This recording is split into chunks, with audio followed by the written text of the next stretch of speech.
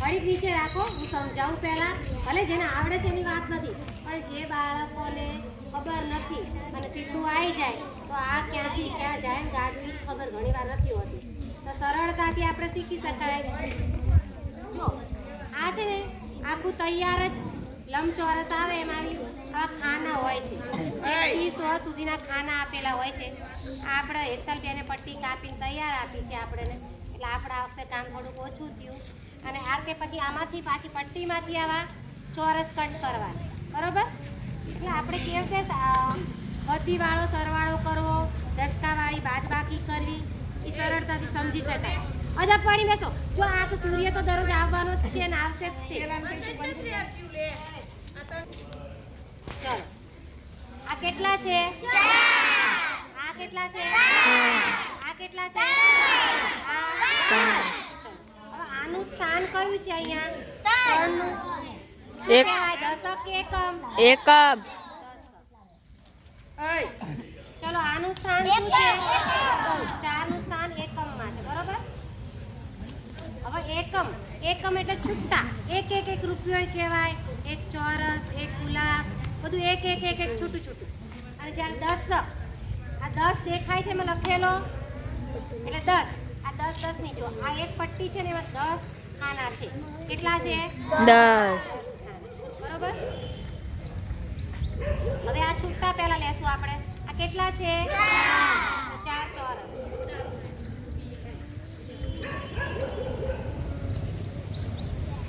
ચલો આ કેટલા છે? 7 એકમ એટલે 7 છૂટા ચોરસ.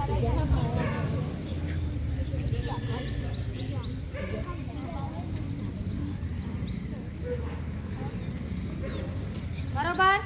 હવે આ કેટલા? 3 દશક. બરોબર.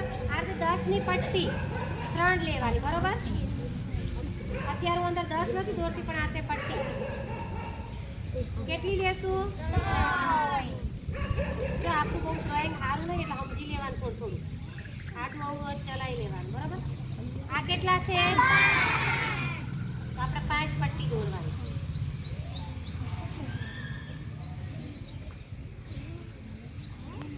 તમારે તો ગણતરી જ કરવાની. તમારી પાસે આ તૈયાર હશે. આ બોર્ડ ઉપર અહીં દોરું છું, બરોબર?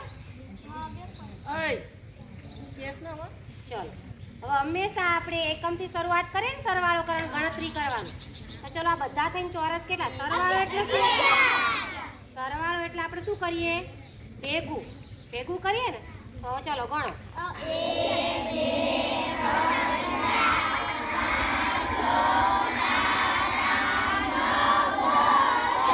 બસ અહીં સુધી 10 થઈ ગયું. 10 થાય ત્યાં સ્ટોપ થઈ જવાનું, બરોબર? હવે આની આપણે એક પટ્ટી તૈયાર થઈ ગઈ, બરોબર? આ 10 થયા તો હવે અહીંયા એક પટ્ટી દોરી નાખશું આપણે.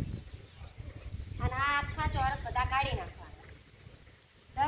10 છૂટાની જગ્યાએ એક પટ્ટી લઈ લેવાની, બરોબર? હવે અહીં કેટલા ચોરસ રહ્યા? 1. બરોબર. હવે કેટલી પટ્ટી થઈ? 10 ની.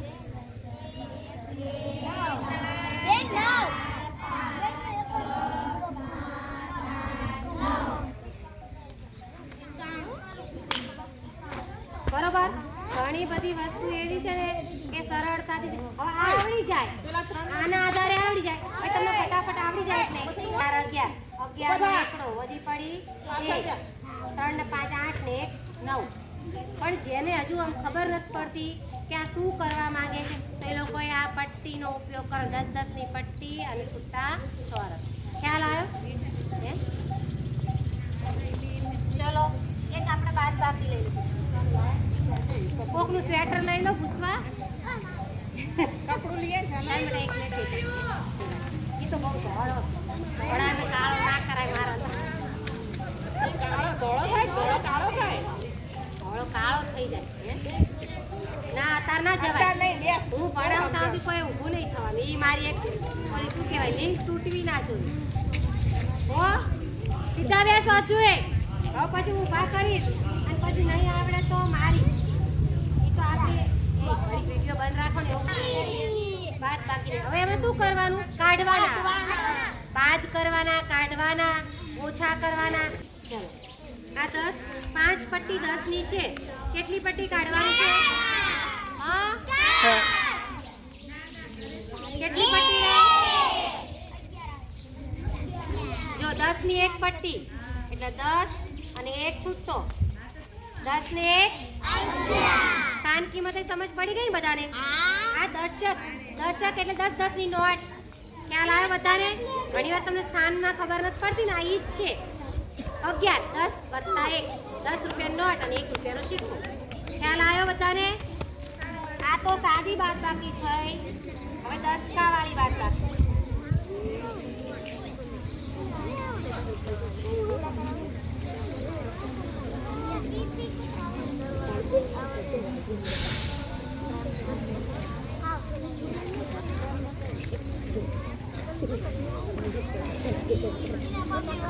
ચલો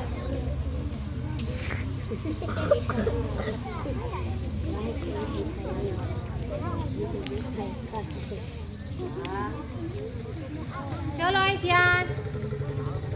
આ કેટલા એકમ છે? હવે 6 ચોરસ હું મૂકું, બરોબર? કેટલા ચોરસ? 6. એમાંથી હું 9 ચોરસ કાઢી શકું? 6 રૂપિયા હોય ને કોક મને એમ કહે મને 9 રૂપિયા આપો, હું એને આપી શકું? વધીને કેટલા આપી શકું? 6 આપી શકું. 9 તો કંઈ આપી શકું નહીં. પણ આનો 6 નો પાડોશી કોણ છે? આ 6 નો પાડોશી કોણ? હવે એની પાસે 10 10 ની નોટો છે, ખબર છે ને તમને? 10 10 ની પટ્ટી કેટલી છે? હવે એમ કહે છે આ છગડો, એ ચોગડા મને એક 10 ની પટ્ટી આપી દે, 10 રૂપિયા આપી દે. તો હવે એને આપી દે છે, બરોબર? તો હવે કેટલા થઈ ગયા? 16. કેટલા થયા? 16. હવે 16 માંથી 9 કાઢાય કે નહીં? તો ચલો 7 વધે બેન. 7. હા, તો તને તું બહુ હોશિયાર છોકરી, આવડી જ જાય. પણ આપણે 16 તો કરવા પડે ને, 10 ની એક પટ્ટી લીધી એટલે. ચલો 10 ની આખી પટ્ટી જ લઈ લીધી, બરોબર? હવે આપણે કાઢી શકીએ કે નહીં? હા. તો ચલો 6 તો નીકળી ગયા અને આમાં 10 છે. 1 2 3 4 5 6 7 8 9 10, બરોબર? હવે આ 6 અને આ 7 કાઢી નાખ્યા, 8 કાઢી નાખ્યા, 9. તો હવે આની પાસે ચોરસ કેટલા રહ્યા? 1 2 3 4 5 6 7.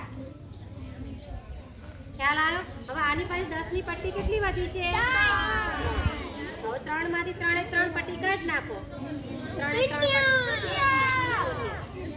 આપણે શૂન્ય ના લખીએ તોય ચાલે. જવાબ શું આવ્યો? ખ્યાલ આવી ગયો? ચલો, મજા આવી ને? હવે સરવાળા બાદબાકી ના આવડે